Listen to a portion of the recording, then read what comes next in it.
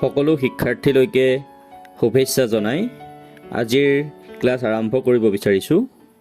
আমি ইয়াৰ আগৰটো ক্লাছত ভাৰতৰ দলীয় ব্যৱস্থাত আঞ্চলিক দলৰ জন্ম, আঞ্চলিক ৰাজনৈতিক দলৰ প্ৰাসংগিকতা, আঞ্চলিক ৰাজনৈতিক দলৰ জন্মৰ মূল কাৰণসমূহ, ভাৰতীয় গণতন্ত্ৰলৈ আঞ্চলিক দলৰ অৱদান আৰু গণতন্ত্ৰত বিৰোধী দলৰ ভূমিকা সেই সম্পৰ্কে আমি আলোচনা কৰিছিলোঁ। আজি ভাৰতৰ ৰাজনৈতিক দল পাঠটিৰ পৰৱৰ্তী অংশ আমি আলোচনা কৰিম। আমি আজি আলোচনা কৰিবলগীয়া বিষয়টো হৈছে মৰ্চা চৰকাৰ। প্ৰথমে আমি চাব লাগিব মৰ্চা চৰকাৰ মানেনো কি। যেতিয়া কোনো এটা বিশেষ ৰাজনৈতিক দলে একক সংখ্যাগৰিষ্ঠতা লাভ কৰি চৰকাৰ গঠন কৰিবলৈ অপাৰগ হয়, তেতিয়া কেইবাটাও ৰাজনৈতিক দল একগোট হৈ চৰকাৰ গঠন কৰে। এনে চৰকাৰকে মৰ্চা চৰকাৰ বোলা হয়। মানে যেতিয়া কোনো এটা বিশেষ ৰাজনৈতিক দলে একক সংখ্যাগৰিষ্ঠতা লাভ নকৰে, অৰ্থাৎ 50%তকৈ অধিক আসন লাভ কৰিবলৈ সক্ষম নহয়, তেতিয়া কেইবাটাও ৰাজনৈতিক দল একগোট হৈ চৰকাৰ গঠন কৰা দেখা যায়। আৰু এনেধৰণে গঠন কৰা চৰকাৰকে মৰ্চা চৰকাৰ বুলি কোৱা হয়। এই মৰ্চাত যোগ দিয়া দলবিলাকৰ আদৰ্শ যদিও ভিন্ন ভিন্ন হয়, তথাপিতো তেওঁলোকে ক্ষমতা দখল কৰি অৰ্থাৎ চৰকাৰ গঠন কৰাৰ স্বাৰ্থত নিজা নিজা স্বাৰ্থ আৰু আদৰ্শসমূহ মোকাবিলা কৰি লৈ উমৈহতীয়া লক্ষ্য এটা স্থিৰ কৰি চৰকাৰ গঠন কৰিবলৈ এটা বান্ধোনত আবদ্ধ হয়। আৰু এনেধৰণে গঠন কৰা চৰকাৰবিলাকেই হৈছে মৰ্চা চৰকাৰ। মৰ্চা চৰকাৰক সংযুক্ত চৰকাৰ বুলিও কোৱা হয়। আৰু এই মৰ্চা বা সংযুক্ত চৰকাৰ ব্যৱস্থাটোৱে বৰ্তমান সময়ত বিশেষ গুৰুত্ব লাভ কৰাৰ অন্তৰালত কিছুমান কাৰণ আছে। মানে মৰ্চা বা সংযুক্ত চৰকাৰ ব্যৱস্থাটোৱে বৰ্তমান সময়ত গুৰুত্ব লাভ কৰাৰ কিছুমান কাৰণ আমি দেখিবলৈ পাওঁ। সেই কাৰণসমূহ এনেধৰণৰ, চোৱাচোন। প্ৰথমতে ৰাজনৈতিক দলৰ সংখ্যা বৃদ্ধি। ৰাজনৈতিক দলৰ সংখ্যা বৃদ্ধি হোৱাৰ ফলস্বৰূপে বিভিন্ন সময়ত কোনো এটা বিশেষ ৰাজনৈতিক দলে একক সংখ্যাগৰিষ্ঠতা লাভ কৰিবলৈ সক্ষম নহয়, আৰু তাৰ ফলস্বৰূপে মৰ্চা চৰকাৰ গঠন কৰিবলগীয়া হয়। দ্বিতীয়তে একক ৰাজনৈতিক দলৰ প্ৰাধান্য হ্ৰাস।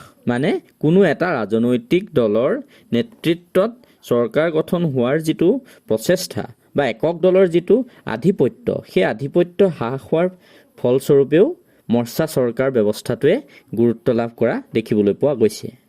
তৃতীয়তে নিৰ্বাচনত হোৱা চৰকাৰী ধনৰ ব্যয় হ্ৰাস। মানে কোনো এটা নিৰ্বাচনত কোটি কোটি টকা খৰচ কৰাৰ পাছত যদি চৰকাৰ গঠনত জটিলতা আহি পৰে, তেনেহ'লে আকৌ এবাৰ নিৰ্বাচন পাতি চৰকাৰী ধনৰ অপব্যৱহাৰ হ'বলৈ নিদিয়াৰ চেষ্টাত মৰ্চা চৰকাৰ গঠন কৰা হয়। যিহেতু কোনো এটা নিৰ্বাচন অনুষ্ঠিত কৰোঁতে যথেষ্ট চৰকাৰী ধনৰ ব্যয় কৰিবলগীয়া হয়, সেইবাবে কোনো এটা নিৰ্বাচন অনুষ্ঠিত হৈ যোৱাৰ পিছত যদি চৰকাৰ গঠন কৰাৰ ক্ষেত্ৰত আকৌ বাধাৰ সৃষ্টি হয় বা সমস্যাৰ সৃষ্টি হয়, তেনেহ'লে আকৌ এবাৰ নিৰ্বাচন পাতি চৰকাৰী ধনৰ ব্যয় কৰাতকৈ মৰ্চা চৰকাৰ গঠন কৰাত বেছি গুৰুত্ব দিয়া হয়। আৰু শেষত চৰকাৰত আঞ্চলিক প্ৰতিনিধিত্বৰ বিষয়টোৱেও মৰ্চা চৰকাৰ গঠনত গুৰুত্ব পায়। মানে মৰ্চা চৰকাৰ গঠন কৰাত বিভিন্ন আঞ্চলিক দলসমূহেও ভাগ ল'ব পাৰে। গতিকে আঞ্চলিক প্ৰতিনিধিত্বৰ বিষয়টোৰ বাবেও মৰ্চা চৰকাৰৰ ওপৰত গুৰুত্ব দিয়া দেখা যায়।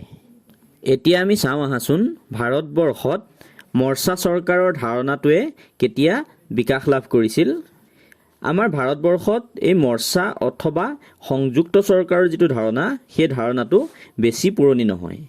কাৰণ 1947 চনৰ পৰা 1967 চনলৈকে কেন্দ্ৰ আৰু ৰাজ্য উভয়তে ভাৰতীয় জাতীয় কংগ্ৰেছে শাসন বৰ্তাই ৰাখিব পাৰিছিল। আৰু সেই সময়ত একক দলৰ আধিপত্য আছিল। পিছত যেতিয়া একক দলৰ আধিপত্যৰ ক্ষেত্ৰত প্ৰত্যাহ্বানৰ সৃষ্টি হ'ল, আৰু তেতিয়াই মৰ্চা চৰকাৰ গঠন প্ৰক্ৰিয়াটো আৰম্ভ হ'ল। কেন্দ্ৰত 1977 চনত মোৰাৰজী দেশাইৰ নেতৃত্বত প্ৰথমখন মৰ্চা চৰকাৰ গঠন হয়। জনতা দলৰ এই সংযুক্ত চৰকাৰখন 1977 চনত গঠন হৈছিল।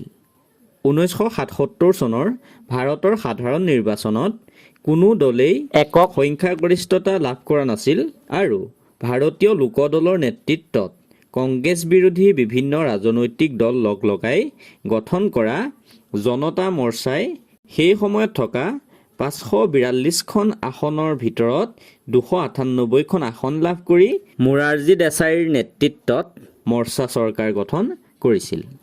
আৰু মোৰাৰজী দেশাই হৈছে ভাৰতৰ প্ৰথমজন অনা কংগ্ৰেছ প্ৰধানমন্ত্ৰী। মানে আমাৰ কেন্দ্ৰত 1977 চনত মোৰাৰজী দেশাইৰ নেতৃত্বত প্ৰথমখন মৰ্চা চৰকাৰ গঠন হৈছিল। কিন্তু জনতা দলৰ এই যিখন সংযুক্ত বা মৰ্চা চৰকাৰ, সেই চৰকাৰখন 1979 চনত পতন হৈছিল আৰু 1979 চনৰ অক্টোবৰ মাহত চৰণ সিঙৰ নেতৃত্বত আন এক মৰ্চা চৰকাৰ গঠন হৈছিল। কিন্তু সেই চৰকাৰখনো স্থায়ী নহ'ল। আৰু ইয়াৰ পিছৰ যি দুটা নিৰ্বাচন, সেই দুটা নিৰ্বাচনত কংগ্ৰেছে একক সংখ্যাগৰিষ্ঠতা লাভ কৰি চৰকাৰ গঠন কৰিবলৈ সক্ষম হৈছিল। কিন্তু 1989 চনৰ পৰা 2014 চন পৰ্যন্ত কেন্দ্ৰত মৰ্চা চৰকাৰ অব্যাহত আছিল। আৰু 2014 চনত অনুষ্ঠিত হোৱা সাধাৰণ নিৰ্বাচনত ভাৰতীয় জনতা পাৰ্টীয়ে একক সংখ্যাগৰিষ্ঠতা লাভ কৰে আৰু নৰেন্দ্ৰ মোদীৰ নেতৃত্বত চৰকাৰ গঠন কৰিবলৈ সক্ষম হয়। আৰু ইয়াৰ লগে লগে মনমোহন সিং নেতৃত্বাধীন সংযুক্ত প্ৰগতিশীল মৰ্চা চৰকাৰ অৰ্থাৎ UPA চৰকাৰৰ পতন ঘটে আৰু ভাৰতবৰ্ষত পুনৰ একদলীয় শাসন আৰম্ভ হয়। আমি পালোঁ যে 1989 চনৰ পৰা 2014 চন পৰ্যন্ত ভাৰতবৰ্ষৰ কেন্দ্ৰত মৰ্চা চৰকাৰ অব্যাহত আছিল। কেন্দ্ৰত ইতিমধ্যে চৰকাৰ গঠন কৰা মৰ্চাসমূহৰ নাম যদি আমি চাওঁ, তেনেহ'লে সেইকেইটা হ'ব ইউনাইটেড ফ্ৰণ্ট, সংযুক্ত প্ৰগতিশীল মৰ্চা UPA আৰু ৰাষ্ট্ৰীয় গণতান্ত্ৰিক মৰ্চা NDA। বিশ্বৰ বহুতো ৰাষ্ট্ৰতে মৰ্চা চৰকাৰ গঠন হোৱা পৰিলক্ষিত হৈছে যদিও এই মৰ্চা চৰকাৰ সম্পূৰ্ণৰূপে দোষমুক্ত নহয়। মৰ্চা চৰকাৰৰো বিভিন্ন দোষক্ৰুটি আছে। এতিয়া আমি চাম মৰ্চা চৰকাৰৰ প্ৰধান দোষসমূহ। প্ৰথমতে ক্ষণস্থায়ী অথবা অস্থিৰ। মৰ্চা চৰকাৰৰ আটাইতকৈ ডাঙৰ দোষটোৱে হৈছে ইয়াৰ অস্থিৰতা। মৰ্চা চৰকাৰ ক্ষণস্থায়ী বা অস্থিৰ হোৱা দেখা পোৱা যায়। কি কাৰণে? কাৰণ মৰ্চা চৰকাৰ গঠন কৰোঁতে যিহেতু কেইবাটাও ৰাজনৈতিক দল একত্ৰিত হৈ গঠন কৰে, সেইবাবে মৰ্চাত অংশগ্ৰহণ কৰা দলসমূহে নিজৰ নিজৰ স্বাৰ্থত যদি কেতিয়াবা আঘাত পোৱা যেন অনুভৱ কৰে, তেতিয়াহ'লে তেওঁলোকে যিকোনো সময়তে নিজৰ সমৰ্থন উঠাই লোৱাৰ সম্ভাৱনা থাকে। আৰু সেইকাৰণে সম্পূৰ্ণ কাৰ্যকাল হোৱাৰ আগতেই কেতিয়াবা মৰ্চা চৰকাৰৰ পতন ঘটিব পাৰে বা ঘটা দেখা পোৱা যায়। দ্বিতীয়তে দুৰ্বল চৰকাৰ। মৰ্চা চৰকাৰ সাধাৰণতে দুৰ্বল হোৱা দেখা যায়।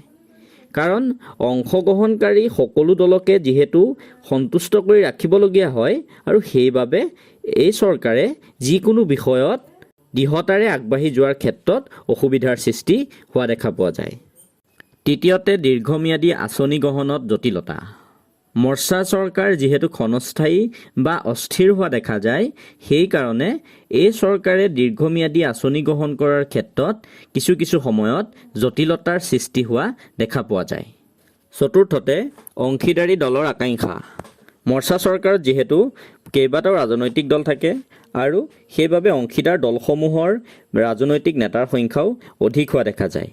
আৰু বহু সময়ত সেই ৰাজনৈতিক নেতাসকলৰ মূল লক্ষ্য হৈ পৰে ৰাজনৈতিক সুবিধা লাভ কৰাটো, আৰু সেই ক্ষমতালোভী নেতাসকলৰ ব্যক্তিগত স্বাৰ্থই চৰকাৰখনক কেতিয়াবা জনস্বাৰ্থ বিৰোধী ৰূপ দিয়াৰ দেখা পোৱা যায়।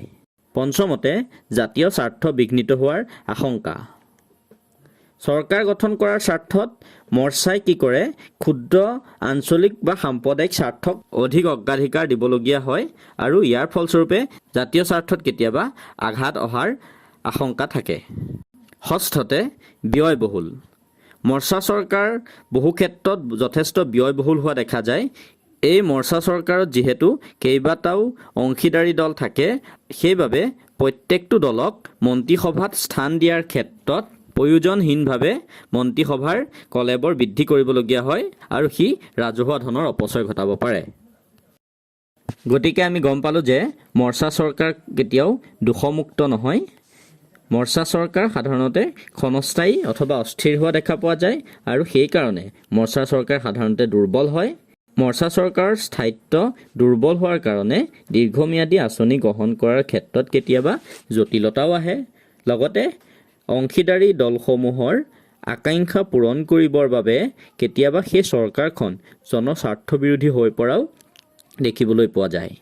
লগতে আঞ্চলিক বা সাম্প্ৰদায়িক স্বাৰ্থক অগ্ৰাধিকাৰ দিবলগীয়া হোৱাৰ বাবে কেতিয়াবা এই মৰ্চা চৰকাৰে জাতীয় স্বাৰ্থত আঘাত সানিবও পাৰে আৰু সেই মৰ্চা চৰকাৰে প্ৰত্যেকটো ৰাজনৈতিক দলক মন্ত্ৰীসভাত স্থান দিয়াৰ বাবে কেতিয়াবা প্ৰয়োজনহীনভাৱে মন্ত্ৰীসভাৰ কলেবৰ বৃদ্ধি কৰিবলগীয়া হয় আৰু সেইবাবে এই চৰকাৰ কেতিয়াবা যথেষ্ট ব্যয়বহুল হৈ পৰাও দেখিবলৈ পোৱা যায়।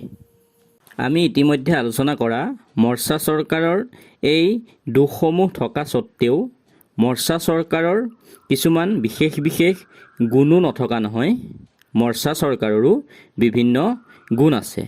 আহাচোন এতিয়া আমি মৰ্চা চৰকাৰৰ গুণসমূহনো কি কি সেইবোৰ চাওঁ। প্ৰথমতে পৰিস্থিতি আৰু সময় সাপেক্ষ। ভাৰতবৰ্ষৰ দৰে এখন বৃহৎ গণতান্ত্ৰিক ৰাষ্ট্ৰত সুস্থিৰতা বজাই ৰখাৰ ক্ষেত্ৰত মৰ্চা চৰকাৰৰ বিশেষ প্ৰয়োজনীয়তা আছে। যদি কোনো বিশেষ পৰিস্থিতিত কোনো এটা বিশেষ ৰাজনৈতিক দলে একক সংখ্যাগৰিষ্ঠতা লাভ কৰি চৰকাৰ গঠন কৰিবলৈ সক্ষম নহয়, তেতিয়া সেই পৰিৱৰ্তিত ৰাজনৈতিক পৰিস্থিতি আৰু পৰিৱেশটোত গণতান্ত্ৰিক সুস্থিৰতা বজাই ৰখাৰ ক্ষেত্ৰত এই মৰ্চা চৰকাৰ প্ৰয়োজনীয় হৈ পৰে। দ্বিতীয়তে অস্বেচ্ছাচাৰী চৰকাৰ। একক সংখ্যাগৰিষ্ঠতা লাভ কৰি একদলীয় চৰকাৰ গঠন হ'লে সেই চৰকাৰখন স্বেচ্ছাচাৰী হোৱাৰ আশংকা থাকে। কাৰণ সেই চৰকাৰখনে সংখ্যাগৰিষ্ঠতা লাভ কৰাৰ সুবিধা লৈ কেতিয়াবা জনস্বাৰ্থ বিৰোধী কামো কৰিব পাৰে। কিন্তু মৰ্চা চৰকাৰৰ ক্ষেত্ৰত সেই শংকাটো কম হোৱা দেখা যায়। কাৰণ মৰ্চা চৰকাৰৰ যিহেতু কেইবাটাও অংশীদাৰী দল থাকে আৰু সেইবাবে কোনো এটা সিদ্ধান্ত লোৱাৰ আগত সেই গোটেই অংশীদাৰী দলসমূহৰ মাজত যথোচিত আলোচনা কৰিবলগীয়া হয় আৰু সেইকাৰণে ক্ষমতাৰ অপব্যৱহাৰ আৰু স্বেচ্ছাচাৰী হোৱাৰ আশংকা মৰ্চা চৰকাৰৰ ক্ষেত্ৰত কিছু পৰিমাণে কম হোৱা দেখিবলৈ পোৱা যায়। তৃতীয়তে আঞ্চলিক প্ৰতিনিধিত্ব। মৰ্চা চৰকাৰ ব্যৱস্থাত বিভিন্ন অঞ্চল আৰু জাতি জনগোষ্ঠীয়ে প্ৰতিনিধিত্ব কৰাৰ অধিক সুবিধা লাভ কৰে। কাৰণ এই মৰ্চা চৰকাৰ ব্যৱস্থাটোৰ জৰিয়তে আঞ্চলিক পৰ্যায়ৰ দলবিলাকে চৰকাৰ গঠনৰ ক্ষেত্ৰত অংশীদাৰী হ'ব পাৰে আৰু সেইকাৰণে সেই আঞ্চলিক পৰ্যায়ৰ দলবিলাকে তেওঁলোকৰ যিসমূহ আঞ্চলিক বা স্থানীয় সমস্যা, সেই সমস্যাসমূহ সদনৰ মজিয়াত সজোৰে দাঙি ধৰি সেইসমূহ সমাধান কৰিবৰ বাবে অধিক সুবিধা লাভ কৰা দেখা যায়। চতুৰ্থতে জাতীয় ঐক্য সংহতি ৰক্ষা। মৰ্চা চৰকাৰে বিভিন্ন ৰাজনৈতিক দলক একেখন মঞ্চলৈ আনিব পাৰে আৰু তাৰ ফলত সেই বিভিন্ন অংশীদাৰী দলসমূহে নিজা নীতি আদৰ্শসমূহক কঠোৰভাৱে ধৰি নাথাকি বুজাবুজিৰ মাজেৰে তেওঁলোকৰ কৰিবলগীয়া কাৰ্যখিনি কৰি যায় আৰু সেইবাবে জাতীয় ঐক্য সংহতি বৃদ্ধি হোৱাৰ ক্ষেত্ৰত এই মৰ্চা চৰকাৰ কিছু পৰিমাণে সহায়ক হয়। পঞ্চমতে ৰাজহুৱা ধনৰ অপব্যৱহাৰ হ্ৰাস। এটা নিৰ্বাচন অনুষ্ঠিত হৈ যোৱাৰ পিছত যদি চৰকাৰ গঠনৰ ক্ষেত্ৰত জটিলতা আহে আৰু দেশত আকৌ এবাৰ নিৰ্বাচন অনুষ্ঠিত কৰিবলগীয়া হয়, তেনেহ'লে যথেষ্ট ৰাজহুৱা ধনৰ অপব্যৱহাৰ হোৱা দেখিবলৈ পোৱা যায়। কাৰণ এটা নিৰ্বাচন অনুষ্ঠিত কৰিবৰ কাৰণে যথেষ্ট চৰকাৰী ধনৰ ব্যয় হয় আৰু সেইবাবে কম দিনৰ ব্যৱধানত আন এটা নিৰ্বাচন অনুষ্ঠিত নকৰি মৰ্চা চৰকাৰ গঠন কৰি দেশক ৰক্ষা কৰিব পাৰি আৰু মৰ্চা চৰকাৰ গঠন প্ৰক্ৰিয়াই অতিৰিক্ত নিৰ্বাচন এটা অনুষ্ঠিত হ'বৰ বাবে প্ৰয়োজন হোৱা ৰাজহুৱা ধনৰ অপব্যৱহাৰ ৰোধ কৰে। গতিকে আমি বুজিব পাৰিলোঁ যে মৰ্চা চৰকাৰৰ বিভিন্ন দোষ থকা স্বত্তেও মৰ্চা চৰকাৰৰ বিভিন্ন গুণো আছে। সময় আৰু পৰিস্থিতি সাপেক্ষে ভাৰতবৰ্ষৰ দৰে এখন গণতান্ত্ৰিক ৰাষ্ট্ৰৰ সুস্থিৰতা ৰক্ষা কৰিবৰ বাবে মৰ্চা চৰকাৰৰ প্ৰয়োজনীয়তা আহি পৰে। লগতে মৰ্চা চৰকাৰ সাধাৰণতে কম স্বেচ্ছাচাৰী হোৱা দেখা যায় আৰু এই চৰকাৰৰ জৰিয়তে আঞ্চলিক প্ৰতিনিধিত্ব বৃদ্ধি পায়। লগতে জাতীয় ঐক্য সংহতি বৃদ্ধি হোৱাৰ ক্ষেত্ৰতো মৰ্চা চৰকাৰৰ ভূমিকা আছে আৰু মৰ্চা চৰকাৰৰ জৰিয়তে অতিৰিক্ত নিৰ্বাচন অনুষ্ঠিত হোৱাৰ ফলত হ'ব লগা চৰকাৰী ধনৰ অপব্যৱহাৰ ৰোধ কৰিবও পৰা যায়। আজি আমাৰ এই ক্লাছত আমি মৰ্চা চৰকাৰৰ ধাৰণাটো আলোচনা কৰিলোঁ। লগতে মৰ্চা চৰকাৰৰ দোষ আৰু গুণসমূহো আমি সামৰি ল'লোঁ আৰু ইয়াৰ লগে লগে তোমালোকৰ সমাজ বিজ্ঞান পাঠ্যপুথিৰ ৰাজনীতি বিজ্ঞান খণ্ডৰ ভাৰতৰ ৰাজনৈতিক দল পাঠটো শেষ হৈছে। এই পাঠটোৰ যদি কিবা অংশ বুজিবলৈ বাকী ৰৈছে তোমালোকে মোক সেই সম্পৰ্কে নিশ্চয় জনাবা। ইয়াৰ পৰৱৰ্তী ক্লাছত আমি তোমালোকৰ সমাজ বিজ্ঞান পাঠ্যপুথিৰ অন্য এটা অধ্যায় আৰম্ভ কৰিম।